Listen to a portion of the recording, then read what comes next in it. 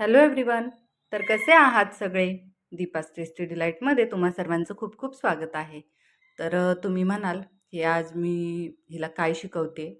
तर ही आहे माझ्या बहिणीची मुलगी तनुजा आणि तिचंही तनुजाज रेसिपी नावाचे यूट्यूब चॅनल आहे. तर मला जशी स्वयंपाकाची आवड आहे तशीच तिलाही स्वयंपाकाची आवड आहे आणि मी गेली होती गावाला. तर गावावरून येताना मी असे थोड्याशा शेतामध्ये असणाऱ्या भाज्या आणल्या होत्या. तर ही भाजी तिनंही पहिल्यांदाच पाहिली. तर मी तिला ती दाखवत होते, कशा टाईप आपण करतो ते सांगत होते. तर आता त्या भाजीबद्दल मी तुम्हाला सांगते. तर ही आहे एक रानभाजी, जी जिथे भरपूर पाणी असेल अशा ठिकाणी असते. तर ही आम्ही एका शेतात कोपऱ्यामध्ये अशी थोडीशी लावलेली आहे, जिथे सतत पाणी वाहतं. तर आळूला वगैरे कसं आपण नेहमी पाणी जिथे वाहतं त्या ठिकाणी लावतो, तशा टाईप मातीमध्येच लावलेली आहे, पण तिथे सतत पाणी असतं. त्यामुळं थोडी ही या भाजीमध्ये पाण्याचं प्रमाण जास्त असतं आणि शरीरासाठी जर म्हणाल, तर खूप उपयुक्त अशी ही भाजी आहे. बाळंतीण बाई असेल तर तिला ही नेहमी भाजी दिली जाते किंवा कंबरदुखी वगैरे ह्या अशा अ, आजारांमध्ये ही भाजी खूप उपयुक्त आहे. तर याची कशी कोवळी-कोवळी अशी पानेच फक्त घ्यायची असतात. तर छान आम्ही दोघींनी मिळून ही भाजी साफ केली.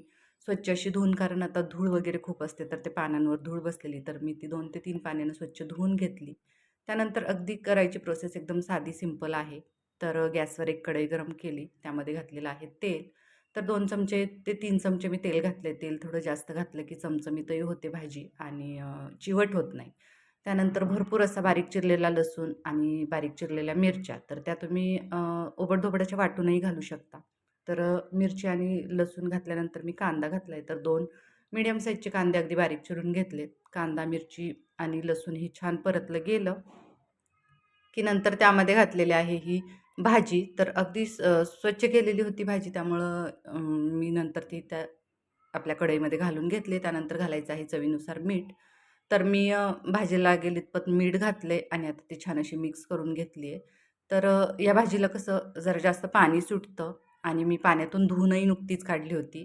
थोडा वेळ असेल तर आपण ती भाजी म्हणजे आधीच धुवून वगैरे बाजूला निथळत वगैरे ठेवली, तर ती छान अशी म्हणजे कोरडी होते. मग एवढं पाणी त्यामध्ये होत नाही. तर न झाकण ठेवता मी ही भाजी छान अशी शिजवून घेतली पूर्ण पाणी आटेपर्यंत. त्यानंतर घातलेलं आहे शेंगदाण्याचं कूट. तर हे अगदी शेवटी पाणी त्याचं आटत आल्यानंतर घालायचं आहे. म्हणजे कसं भाजी फडफडीत आणि कोरडी व्हायलाही मदत होते आणि कुटामुळे एक थोडासा क्रंचीनेस येतो भाजीमध्ये. तर खूप छान अशी टेस्ट येते. तर मी हा शेवटी असा शेंगदाण्याचा कूट घातला आहे. त्यानंतर 1-2 मिनिट मी परत परतवून घेतली ही भाजी आणि त्यानंतर लास्टला की आता गॅस बंद करायचा आहे, त्या टाईमला मी 1 चमचा तेल, जे की तेल मी नेहमी कोणतीही भाजी केली तरी त्यामध्ये मी अगदी शेवटी पालेभाजी म्हणजे कोणतीही पालेभाजी केली की शेवटी मी गॅस बंद करत असताना 1 चमचा तेल घालते. ते असं कच्चं तेल वरून घातल्यानंतर त्या भाजीची टेस्ट खूप छान येते. तर त्यानंतर मी ही गरमागरम बाजरीची भाकरी बनवली होती आणि बाजरीच्या भाकरीसोबतच मी ही भाजी सर्व्ह केली आहे, कारण पालेभाजी कोणती चपाती पेक्षाही भाकरीबरोबर खूप छान लागते. तर आता गरमागरम बाजरीची भाकरी, भाजी आणि त्यानंतर मी तोंडी लावण्यासाठी म्हणून हे आवळ्याची लोणची केलेली होती, ती सर्व्ह केलेली आहे. तर अगदी साधी सिंपल रेसिपी आहे. ही भाजी जर तुम्हाला कुठे भेटली तर नक्की या पद्धतीने ट्राय करा. तर या भाजीला कांडफुटी असं नाव आहे. तर ही रेसिपी कशी वाटली नक्की सांगा. लाईक, शेअर, सबस्क्राईब करा. थँक